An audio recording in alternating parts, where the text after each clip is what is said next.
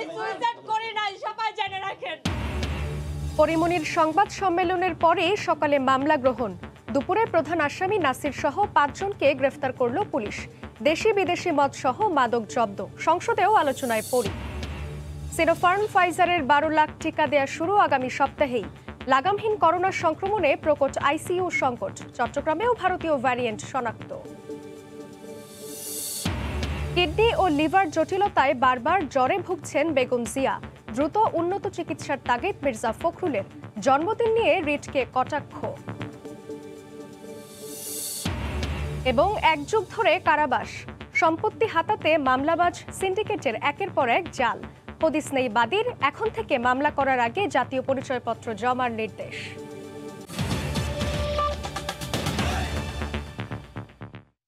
সময় সংবাদের সঙ্গে আছি আমি জান্নাতুল সাদিয়া।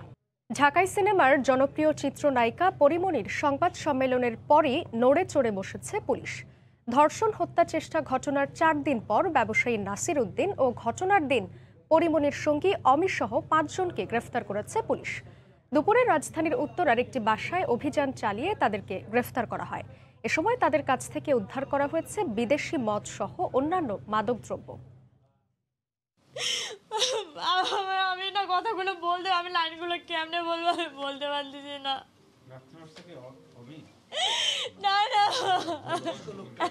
রোববার সন্ধ্যায় নিজের ভেরিফাইড ফেসবুক পেজে ধর্ষণ ও হত্যা চেষ্টার অভিযোগ এনে প্রধানমন্ত্রী শেখ হাসিনার কাছে বিচার দাবি করেন পরিমনি। এরপর রাত 10:30টায় বনানীর বাসভবনে আয়োজিত সংবাদ সম্মেলনে ঘটনার বিস্তারিত জানান তিনি। পাগল হয়ে গেছি ভাই। ধর্ষণ ও হত্যা চেষ্টার অভিযোগ এনে সোমবার ব্যবসায়ী নাসির উদ্দিন মাহমুদ সহ 6 জনের নামে সাভার মডেল থানায় মামলা করেন পরিমনি। আসামি গ্রেফতারে সকাল থেকে রাজধানীর উত্তরা এলাকায় অভিযান শুরু করে ঢাকা মহানগর গোয়েন্দা পুলিশের গুলশান বিভাগ। গোয়েন্দারা নিশ্চিত হয় উত্তরার এই বাড়িটিতে অবস্থান করছেন প্রধান আসামি নাসির ইউ মাহমুদ। বাড়িটির 3য় তলার একটি ফ্ল্যাট থেকে মামলার এজাহারভুক্ত আসামি অমি সহ তাকে গ্রেফতার করা হয়। গ্রেফতার করা হয় আরও 3 নারীকে। জব্দ করা হয় দেশি বিদেশি মদ সহ অন্যান্য মাদকদ্রব্য। বিভিন্ন জায়গায় অভিযান করেছে। অভিযানের পরে আমরা সন্ধান পেলাম যে একটা উত্তরা 1 নম্বর সেক্টরের 12 নম্বর একটা বাড়িতে এখানে ডিজে পার্টি হয় এবং 12 নম্বর রোডে একটা ডিজে পার্টি হয়। আমরা যখন এই বাসাটায় যখন অভিযান চালালাম সেখানে এসে আমরা ওই যে সাভারে এফআইআরভুক্ত যে আসামি 2 জন, তারা 2 জনকে আমরা গ্রেপ্তার করেছি। পাশে আরও 3 জন রক্ষিতা ছিল, 3 জন রক্ষিতাকে আমরা গ্রেপ্তার করেছি। গ্রেপ্তারের প্রেক্ষিতে 5 জন গ্রেপ্তার হয়েছে এবং তারা মাদকও পাওয়া গেছে। তাদের জিজ্ঞাসাবাদ করব, যদি প্রয়োজন হয় তাদের রিমান্ডে আনবো। যেহেতু আমরা মাদক পেয়েছি সেই কারণে আমরা মাদকের একটি মামলা আমাদের ডিএমপিতে হবে। আমরা ডিবি থেকে একটা মামলা রুজু করা হবে। তারপরে যেহেতু সাভারে একটি মামলা রুজু হয়েছে আমরা সাভার থানা পুলিশকে তাদেরকে আমরা দিয়ে দিব। পুলিশ বলছে এই বাসায় প্রতিদিন ডিজে পার্টির আয়োজন করতেন নাসির। উঠতি বয়সী তরুণীদের দিয়ে অনৈতিক কার্যকলাপ করানো হতো। বাড়িটিতে যাতায়াত ছিল অনেকের। যাদেরকে গ্রেপ্তার করেছি তাদের সাথে আরও কোনো রাঘববোয়াল আছে কিনা, যারা এভাবে রাতের বেলা এই অন্ধকারে বিভিন্ন ক্লাবে গিয়ে উঠতি বয়সী মেয়েদেরকে ব্যবহার করে বিভিন্ন ধরনের অসামাজিক কার্যকলাপ চালায়, তাদের বিরুদ্ধে আমরা ব্যবস্থা নিই। প্রধান আসামি নাসির উদ্দিন সহ গ্রেফতারকৃতদের গোয়েন্দা কার্যালয়ে নিয়ে যাওয়া হয়েছে। বুলবুল রেজা, সময় সংবাদ, ঢাকা। Justice for Porimoni. সামাজিক যোগাযোগ মাধ্যমে দ্রুত ছড়িয়ে পড়ছে এই হ্যাশট্যাগ। দুঃসময়ের সহকর্মীর পাশে দাঁড়িয়েছেন চলচ্চিত্র অঙ্গনের শিল্পীরা। সামাজিক যোগাযোগ মাধ্যমে প্রতিবাদে সরব তারা। দাবি করছেন দ্রুত সুষ্ঠু বিচার।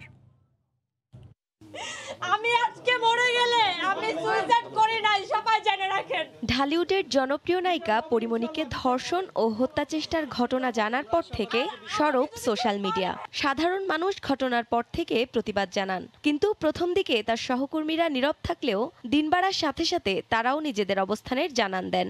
সামাজিক যোগাযোগ মাধ্যমে দ্রুত ছড়িয়ে পড়ছে হ্যাশট্যাগ জাস্টিস ফর পরিমনি। পরিমনির সঙ্গে এমন ঘটনায় স্তব্ধ শোবিজ অঙ্গন। ন্যায় বিচারের দাবি উঠেছে সব মহল থেকেই। পরিমনির প্রতি যে অবমাননাকর আচরণ করা হয়েছে, আমি এর তীব্র নিন্দা জানাই। এ ঘটনায় প্রতিবাদ জানিয়ে পাশে থাকার আশ্বাস দিয়েছেন শিল্পী সমিতির সভাপতিও। শিল্পী সমিতি শিল্পীদের পাশে আছে। এই ঘটনা মামলা হয়েছে, সুষ্ঠু তদন্ত করে দোষী ব্যক্তির আমরা বিচার দাবি করছি। অবশ্যই আমরা তার জন্য, তার ইমেজের জন্য যা যা করার আমাদের করা উচিত। অভিনেত্রী জয়া আহসান, নাবিলা, ভাবনা সহ অনেকেই তাদের প্রতিক্রিয়া জানিয়েছেন সামাজিক যোগাযোগ মাধ্যমে। প্রান্তি সারোয়ার, সময় সংবাদ, ঢাকা। আগামী সপ্তাহে সিনোফার্ম ও ফাইজারের টিকাদান শুরু করতে চায় স্বাস্থ্য অধিদপ্তর। নিবন্ধন করার পরও যারা টিকা পাননি তাদের দেয়া হবে এই ভ্যাকসিন। এদিকে যে কোনো মূল্যে টিকাদান কর্মসূচিতে গতি আনার তাগিদ দিলেন বিশেষজ্ঞরা। ফারুক ভূঁইয়া রবিনের রিপোর্ট। দুই চালানে এরই মধ্যে দেশে এসেছে চীন থেকে উপহারের 11 লাখ টিকা। হাতে আছে ফাইজারের আরও 1 লাখ ডোজ। তবে এখনও শুরু হয়নি গণটিকাদান। উপহারের প্রথম চালানে আসা 5 লাখ টিকার ক্ষেত্রে অগ্রাধিকার তালিকায় রাখা হয় মেডিকেল শিক্ষার্থীদের। টিকা আসার 13 দিন পর 25শে মে শুরু হয় রাজধানীর 4 কেন্দ্রে টিকাদান। মেডিকেল শিক্ষার্থীদের বাইরে বেশ কয়েকজন চীনা নাগরিকও নিয়েছেন সিনোফার্মের টিকা। তবে 3 সপ্তাহে দেয়া হয়েছে মাত্র 2162 ডোজ। এর মধ্যেই রোববার দেশে এসেছে চীন থেকে উপহারের আরও 6 লাখ ডোজ। স্বাস্থ্য অধিদপ্তরের আশা, আগামী সপ্তাহে শুরু করা যাবে ফাইজার ও সিনোফার্মের টিকাদান। এক্সাক্ট তারিখ আমরা এখনো ঘোষণা করি নাই। আশা করছি আগামী সপ্তাহ থেকে আমরা শুরু করতে পারবো, এই সপ্তাহে না। আমরা প্ল্যানটা করে নিই, নতুন কাউকে দেওয়ার প্ল্যান করছি না। আমরা যারা আগে থেকে রেজিস্ট্রেশন করে অপেক্ষমান আছেন তাদেরকে বিভিন্ন হাসপাতালে ডিস্ট্রিবিউট করে দিয়ে দেব। এদিকে চীন থেকে 50 লাখ করে 3 মাসে 1.5 কোটি ডোজ টিকা কেনার প্রক্রিয়া চলমান। প্রথম চালান আসার পরই জট খুলবে স্থগিত থাকা নিবন্ধন প্রক্রিয়ার। তবে কেনা টিকার প্রথম চালান কবে আসবে সেটি এখনও জানা নেই। এই ব্যাপারে সম্পূর্ণ তথ্য আমাদের কাছে নাই, এখন পর্যন্ত আমরা ওদের কাছ থেকে জানতে পারি নাই, হয়তো অচিরেই জানতে পারবো। এদিকে টিকা হাতে পাওয়ার পর প্রয়োগের ক্ষেত্রে একেবারেই দেরি না করার তাগিদ বিশেষজ্ঞদের। এমনিতে আমরা টিকা পাচ্ছি না, সেক্ষেত্রে যে টিকাটা আমরা পাচ্ছি সেইটা যখনই আসবে তার স্বল্পতম সময়ে দিলে আমরা তার সুবিধাটা পাবো। সুতরাং আমাদের টিকা যদি আমরা ফেলে রাখি, দিতে দেরি করি, তার মানে আমরা কিছু লোককে প্রোটেকশন দিতে দেরি করলাম। দেশে নিবন্ধনের পর এখনও টিকা পাননি 14 লাখের বেশি মানুষ। এছাড়া অ্যাস্ট্রাজেনেকার টিকার মজুদ ফুরিয়ে যাওয়ায় দ্বিতীয় ডোজ নিয়ে অনিশ্চয়তায় আরও প্রায় 14 লাখ টিকা গ্রহীতা। ফারুক ভূঁইয়া, রবিন, সময় সংবাদ, ঢাকা। দেশের সীমান্তবর্তী এলাকা ছাড়াও আশপাশের জেলাগুলোতে করোনা সংক্রমণের হার এখন ঊর্ধ্বমুখী। রোগীর চাপে দিন দিন প্রকট হচ্ছে আইসিইউ সংকট। রাজশাহী মেডিকেলে সবশেষ 24 ঘন্টায় 12 জনের মৃত্যু হয়েছে। নতুন করে সংক্রমণে আক্রান্তের সংখ্যা বাড়ছে বন্দরনগরী চট্টগ্রামেও। জেলা প্রতিনিধি ও ব্যুরো রিপোর্টারদের পাঠানো তথ্য ও ছবি নিয়ে রিপোর্ট।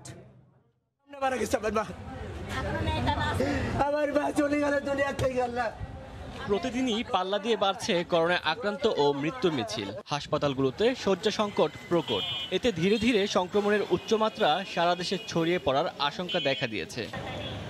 রাজশাহী মেডিকেল কলেজ হাসপাতালে করোনা ও উপসর্গ নিয়ে গেল 24 ঘন্টায় 12 জনের মৃত্যু হয়েছে। এর মধ্যে চাঁপাইনবাবগঞ্জের 6, নাটোরের 2 ও মেহেরপুরের 1 জন রয়েছে। ওষুধ লিখে দিল, বললো যে আমাদের ওয়ার্ডে তো কোনো সিট নাই। আমাকে ভর্তি নিল না, এখানে বারান্দাতে এইভাবে এই জায়গাতে শুয়ে থেকে আমরা ঘুরে বাড়ি চলে গেছি। নওগাঁয় লকডাউন দিয়েও আক্রান্ত ও মৃত্যুর সংখ্যা থামানো যাচ্ছে না। গত 24 ঘন্টায় 107 জন করোনা আক্রান্ত হয়েছে, মারা গেছেন 3 জন। জেলার হাসপাতালগুলোতে পর্যাপ্ত বেড না থাকায় আক্রান্তদের চিকিৎসা নিতে হচ্ছে নিজ বাড়িতেই। করোনায় আরও 3 জনের মৃত্যু হয়েছে বন্দরনগরী চট্টগ্রামে। সিভিল সার্জনের তথ্য মতে জেলায় গত 24 ঘন্টায় 225 জনের শরীরে করোনার অস্তিত্ব মিলেছে। সংক্রমণের হার 9.4%। শ্বাসকষ্ট হচ্ছে, যে নিঃশ্বাস নিতে পারতেছেন, এটার জন্য এখানে নিয়ে আসি। টেস্ট করেছে, টেস্ট করে দেখে কেউ করোনা পজিটিভ পেয়েছে। খুলনায় ক্রমেই বাড়ছে রোগীর চাপ। 20টি আইসিইউতে সেবা দিতে হিমশিম খাচ্ছে স্বাস্থ্যকর্মীরা। পাশাপাশি হাই ফ্লো অক্সিজেনের সংকটে ভুগছে হাসপাতাল কর্তৃপক্ষ। এদিকে সাতক্ষীরায় রোগীর চাপ ঠেকাতে বাড়ানো হয়েছে নার্সের সংখ্যা। আইসিইউর অভাবে রোগী মারা যাচ্ছে বলে দাবি স্বজনদের। এখানে আইসিইউতে কোনো বেড ফাঁকা যাচ্ছে না। অলরেডি আমরা 8টা বেড চেয়ে আমরা আবেদন জানাইছি। বেড়েই চলেছে সীমান্তবর্তী জেলা চুয়াডাঙ্গায় আক্রান্তের সংখ্যা। একদিনে শনাক্তের হার জেলায় 43.18%। মারা গেছেন 1 জন। এছাড়া গত 24 ঘন্টায় সীমান্ত ঘেঁষা কুড়িগ্রামে নমুনা পরীক্ষায় 14 জন ও ঠাকুরগাঁয়ে 42 জন আক্রান্ত হয়েছে। ওমর ফারুক, সময় সংবাদ। কঠোর বিধিনিষেধেও নওগাঁয় কমছে না করোনা সংক্রমণ। হাসপাতালগুলোতে নেই আইসিইউ এবং পরীক্ষাগার। এ বিষয়ে বিস্তারিত জানাতে নওগাঁ সদর হাসপাতালের সামনে আছেন রিপোর্টার MR রকি। সরাসরি যাচ্ছি তার কাছে। রকি। ধন্যবাদ সাদিয়া। গেল 1 সপ্তাহ আগে কিন্তু এই জেলায় কঠোর লকডাউন পালন করা হয়েছে। এরপরে কিন্তু পরবর্তী ধাপে লকডাউন শিথিল করে এখন 15 দফা কঠোর বিধিনিষেধ দেওয়া হয়েছে, কিন্তু কোনোভাবেই করোনার সংক্রমণের গতি কিন্তু থামছে না। গেল এক সপ্তাহের যে সংক্রমণের সার্বিক চিত্র তা কিন্তু ঊর্ধ্বমুখী। গতকাল পর্যন্ত যে চিত্র এখানে উঠে এসেছে, 431 জনের অ্যান্টিজেন টেস্ট করা হয়েছে, এর মধ্যে 72 জন করোনা শনাক্ত হয়েছে। অন্যদিকে কিন্তু 168 জনের PCR ল্যাবে পরীক্ষা করা হয়েছিল, এর মধ্যে 66 জনকে কিন্তু করোনা শনাক্ত করা হয়েছে।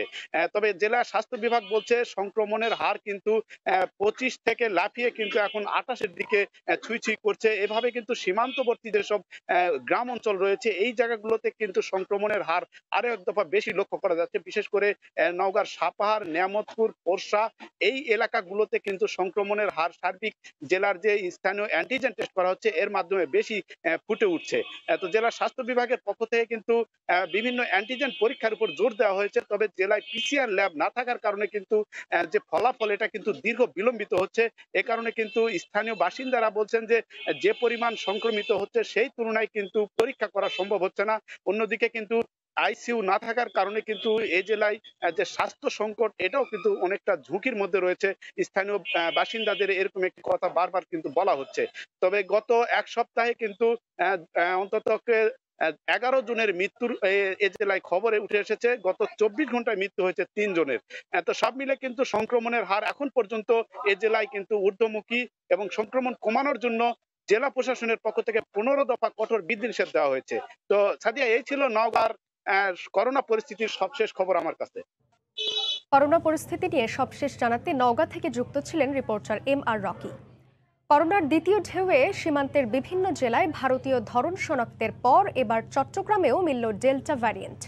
এই অবস্থায় বন্দর নগরীকে ঝুঁকি হিসেবে দেখছেন চট্টগ্রামের সিভিল সার্জন। চট্টগ্রাম বিশ্ববিদ্যালয়ের ল্যাবে নমুনা পরীক্ষা করে 2টি ভারতীয় ভ্যারিয়েন্ট পাওয়া যায়। এদিকে 15 দিনের ব্যবধানে হঠাৎ আক্রান্তের হার ও মৃত্যুর সংখ্যা বাড়ায় চিন্তিত চিকিৎসকরা। শ্বাসকষ্ট, কাশি ও জ্বর নিয়ে 50 বছর বয়সী জসিমউদ্দিনকে আনা হয় চট্টগ্রাম মেডিকেল কলেজ হাসপাতালে। আগের চেয়ে মেডিকেলের করোনা ওয়ার্ডে রোগীর সংখ্যা বাড়ছে লাফিয়ে লাফিয়ে। করোনা সেন্ট নিয়ে ওইটা পরীক্ষা করার পর বলছে COVID-19 আছে ওনার শরীরে। আমরা করোনা ওয়ার্ডে ভর্তি করাইছি। নিঃশ্বাস নিতে পারতেছেন, এটার জন্য এখানে নিয়ে আসি। আসার পরে করোনা টেস্ট করছে, পজিটিভ আসছে। গত 15 দিন চট্টগ্রামে আক্রান্তের হার 12% মধ্যে ছিল, কিন্তু সোমবার হুট করে দ্বিগুণ বেড়ে দাঁড়িয়েছে 24%। বেড়েছে মৃত্যুর হারও। এতে চাপ বেড়েছে ICUতে। মেডিকেলের পরিচালকের দাবি, উদ্বেগের কারণ নেই, প্রস্তুত আছে কোভিড রোগীর জন্য 300 শয্যা। 10টা বেডে 5টা পেশেন্ট আছে, আরো 5টা ICU আছে বেড আমাদের। আর আমাদের কোভিড ডেডিকেটেড ডায়ালাইসিস যে 3টা বেড আছে সেটাও আছে, রেডি আছে। এই সব মিলিয়ে আমাদের যে ব্যবস্থাপনা যেটা আছে, আমরা প্রস্তুত আছি এই ধরনের পরিস্থিতির জন্য। এদিকে চট্টগ্রাম বিশ্ববিদ্যালয়ের ল্যাবে 42টি নমুনা পরীক্ষা করে 2টিতে পাওয়া যায় ভারতীয় ভ্যারিয়েন্ট। এতে চট্টগ্রামে করোনার ঝুঁকি বাড়ছে বলে জানান সিভিল সার্জন। চট্টগ্রামে ভারতীয় ভ্যারিয়েন্টের আবির্ভাব ঘটেছে, অর্থাৎ সংক্রমণ শুরু হয়েছে। এই সংক্রমণ যেহেতু শুরু হয়েছে, জরুরি ভিত্তিতে আমরা সরকারকে বলবো যে এই পদক্ষেপ নেওয়ার জন্য। সিভিল সার্জন কার্যালয়ের পক্ষ থেকে আমাদের অনুরোধ, মানুষকে স্বাস্থ্যবিধি মেনে চলে এবং মাস্কের কোনো বিকল্প নাই। 1600 করোনা শয্যা ও 26টি হাসপাতালে আছে সেন্ট্রাল অক্সিজেন ব্যবস্থা। চট্টগ্রামে এ পর্যন্ত 643 জনের মৃত্যু হয়েছে, আর আক্রান্তের সংখ্যা 55,000-এর বেশি। সময় সংবাদ, চট্টগ্রাম। করোনা সংক্রমণ রোধে স্থানীয় প্রশাসনকে প্রয়োজন অনুযায়ী বিধিনিষেধ কার্যকরে ব্যবস্থা নিতে নির্দেশনা দিয়েছেন প্রধানমন্ত্রী শেখ হাসিনা। বিকেলে সচিবালয়ে মন্ত্রিসভার বৈঠক শেষে একথা জানান মন্ত্রিপরিষদ সচিব খন্দকার আনোয়ারুল ইসলাম। করোনা নিয়ে তো মোটামুটি আমরা আলোচনা হয়ে গেছে এবং অলরেডি আমরা এটা নিয়ে মিটিং ছাড়াও কালকেও পরশু আমার সাথে আলাপ করছেন পাবলিক রিপ্রেজেন্টেটিভ যারা আছেন, লোকাল গভর্নমেন্ট সবাইকে কিন্তু আমরা বা আর্ম ফোর্সেস বা ল এনফোর্সিং এজেন্সি, যে তারা স্থানীয়ভাবে বসে আপনার যদি মনে করেন কোনো এলাকাতে বেশি হচ্ছে সেখানে এনফোর্স করা, ট্রিটমেন্ট বেশি দেওয়া, প্লাস লকডাউন যেটা তারা কমফোর্টেবল ফিল করবে তারা সেভাবে, কারণ পুরো দেশ এইভাবে আর এখন তো সব জায়গায় এইভাবে একভাবে আপনি স্প্রেড করতেছে না। প্রবাসী বাংলাদেশিদের জোর তৎপরতায় যুক্তরাষ্ট্রের টিকা সহায়তার তালিকায় নাম উঠেছে বাংলাদেশের। 7 দিনের সরকারি সফরে রোববার নিউ ইয়র্কে পৌঁছে পররাষ্ট্রমন্ত্রী একে আব্দুল মোমেনও জানালেন, প্রবাসীদের কারণেই এখন টিকা পাওয়ার সুযোগ তৈরি হয়েছে। জুনের শেষেই 10 লাখ ডোজ অ্যাস্ট্রাজেনেকা পাওয়ার আশা রয়েছে। নিউ ইয়র্ক থেকে বিস্তারিত হাসানুজ্জামান সাকির রিপোর্টে। করোনা মহামারীর মধ্যে প্রতিষেধক টিকার সংকটে ভুগছে বাংলাদেশ। প্রথম ডোজ নেয়ার পর অ্যাস্ট্রাজেনেকার টিকার অভাবে দ্বিতীয় ডোজ নেয়ার অপেক্ষায় 14 লাখের বেশি মানুষ। এখন পর্যন্ত কোনো দেশের সাথে আমদানি চুক্তি করতে পারেনি বাংলাদেশ। এই অবস্থায় হোয়াইট হাউসে জোর তদবির চালিয়ে টিকার ব্যাপারে প্রতিশ্রুতি আদায় করেছেন প্রবাসী বেশ কয়েকজন বিশিষ্ট নাগরিক। কমলা হ্যারিসের কাছে যাই এবং আমরা এই ভ্যাকসিনটি বাংলাদেশের যে নামটি আমাদের ভ্যাকসিন ডিস্ট্রিবিউশন টিমে ছিল না, সেটাকে আমরা ওখানে ঢুকাই এবং আমরা আশা করছি ইনশাল্লাহ জুন মাসের লাস্ট উইকে আমরা 1 মিলিয়ন ভ্যাকসিন পেয়ে যাব। রোববার নিউ ইয়র্কের জন এফ কেনেডি আন্তর্জাতিক বিমানবন্দরে পৌঁছে পররাষ্ট্রমন্ত্রী একে আব্দুল মোমেনও প্রবাসীদের এই উদ্যোগের প্রশংসা করলেন। বিশেষ করে আমরা যেটা তাগদা দিয়েছি যে আমার প্রায় 15 লক্ষ লোক ফার্স্ট ডোজ নিয়েছিল, সেকেন্ড ডোজটা নিতে পারে নাই বলে, তো সেইটা জানি অ্যাটলিস্ট দেয়। সফরে জাতিসংঘ সদর দপ্তরে রোহিঙ্গা ইস্যু ও স্বল্পোন্নত দেশগুলোর আলাদা দুটি সভায় অংশ নেবেন পররাষ্ট্রমন্ত্রী। এছাড়াও জাতিসংঘ মহাসচিবের সাথেও তার বৈঠক হবে। 7 দিনের সরকারি সফরে পররাষ্ট্রমন্ত্রী একে আব্দুল মোমেন বেশ কয়েকটি গুরুত্বপূর্ণ সভায় অংশ নেবেন। পাশাপাশি এবার মার্কিন পররাষ্ট্রমন্ত্রী অ্যান্টনি ব্লিংকেনের সঙ্গে তার দ্বিপাক্ষিক বৈঠক হওয়ারও কথা রয়েছে। হাসানুজ্জামান সাকির, সময় সংবাদ, জেএফকে আন্তর্জাতিক বিমানবন্দর, নিউ ইয়র্ক। বেগম জিয়ার শারীরিক অবস্থা নিয়ে উদ্বেগ প্রকাশ করে বিএনপি মহাসচিব মির্জা ফখরুল ইসলাম আলমগীর বলেছেন, তার কিডনি ও লিভার ঠিকমতো কাজ করছে না। এ কারণে তিনি বারবার জ্বরে আক্রান্ত হচ্ছেন। রাজধানীর গুলশানে আয়োজিত সংবাদ সম্মেলনে এ কথা বলেন মির্জা ফখরুল। তিনি বলেন, আওয়ামী লীগ দেউলিয়া হয়ে গেছে বলেই বেগম জিয়ার জন্মদিনের মতো বিষয়কে অযাচিতভাবে ইস্যু করছে। বেগম জিয়া করোনা পরবর্তী জটিলতায় ভুগছেন মাসখানেক ধরেই এমন তথ্য গণমাধ্যমকে জানানো হচ্ছিল বিএনপির পক্ষ থেকে। সঙ্গত কারণে 1.5 মাস পেরিয়ে গেলেও এভারকেয়ার হাসপাতাল থেকে বাসায় ফিরতে পারছেন না দলটির চেয়ারপারসন। সোমবার দুপুরে গুলশানে বিএনপি চেয়ারপারসনের রাজনৈতিক কার্যালয়ে সংবাদ সম্মেলনে আবারও সামনে আসে বেগম জিয়ার স্বাস্থ্যের বিষয়টি। দলের মহাসচিব মির্জা ফখরুল ইসলাম আলমগীর বলেন, বেগম জিয়ার কিডনি ও লিভার ঠিকমতো কাজ করছে না। তার kidney is not functioning properly, লিভারও ঠিকভাবে কাজ করছে না, যে কারণে আপনার জ্বর চলে গেলে আবার আপনার হঠাৎ করে তার জ্বর আসছে বিভিন্নভাবে। আবারও গতকাল তার জ্বর এসেছিল, আপনার জানেন, পত্রিকা লিখেছে অনেকেই। সংবাদ সম্মেলনে বেগম জিয়ার জন্মদিন ইস্যু নিয়েও কথা বলেন মির্জা ফখরুল। বলেন, দেশে রাজনীতি নেই বলেই এসব বিষয়কে ইস্যু করা হচ্ছে। ওনার জন্মদিনের ব্যাপারে কি আছে না আছে এটা তো তাদের দায়িত্ব না। জুডিশিয়ারি কিন্তু এটাকে আমলেই নেওয়া উচিত ছিল না। এটাকে ইস্যু হতে পারে না, পলিটিক্যাল ইস্যু হতে পারে না। হ্যাঁ, এখন পার্টিকুলার একটা ডেটে কেউ জন্ম নিতে পারবে না, এটা একটা ঘোষণা দিয়ে দিলেই তো হয়ে যায়। হিসাব করেই আপনাকে ওই সন্তানের জন্ম দেওয়ার কথা চিন্তা করতে হবে। মাসখানেক আগে বেগম জিয়াকে বিদেশে নিয়ে চিকিৎসা দেওয়ার জন্য পরিবারের পক্ষ থেকে আবেদন করা হলেও আইনি জটিলতায় তা আটকে যায়। সালাউদ্দিন সুমন, সময় সংবাদ, ঢাকা।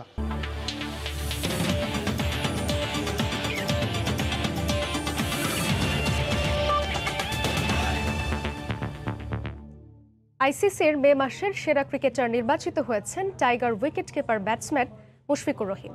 গেল মাসে শ্রীলঙ্কার বিপক্ষে 3টি ওয়ানডে খেলেছেন মুশফিক। তার ব্যাটিং নৈপুণ্যে প্রথমবারের মতো শ্রীলঙ্কার বিপক্ষে সিরিজ জেতে টাইগাররা। প্রথম ওয়ানডেতে 84 রান করার পর পরের ম্যাচে সেঞ্চুরি তুলে নেন মুশফিক। খেলেন 125 রানের ঝকঝকে ইনিংস, হয়েছিলেন সিরিজ সেরা। তারই স্বীকৃতিস্বরূপ আইসিসির মাস সেরা ক্রিকেটার নির্বাচিত হন তিনি।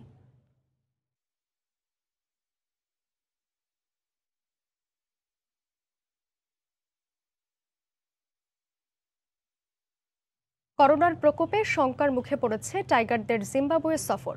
পরিস্থিতি খারাপ হওয়ায় দেশটিতে সব ধরনের খেলাধুলায় নিষেধাজ্ঞা দিয়েছে স্থানীয় প্রশাসন। ফলে এই সংকট তৈরি হয়। একটি টেস্ট, 3টি ওয়ানডে ও সমান সংখ্যক টি20 খেলতে এই মাসেই জিম্বাবুয়ে সফরে যাওয়ার কথা রয়েছে বাংলাদেশের। বুলাওয়েতে একমাত্র টেস্ট ম্যাচটি শুরু হওয়ার কথা 7 জুলাই। এরপর 16 জুলাই থেকে হারারেতে 3 ম্যাচের ওয়ানডে সিরিজ শুরু করবে দু দল। একই ভেন্যুতে টি20 সিরিজ শুরু হবে 23 জুলাই থেকে।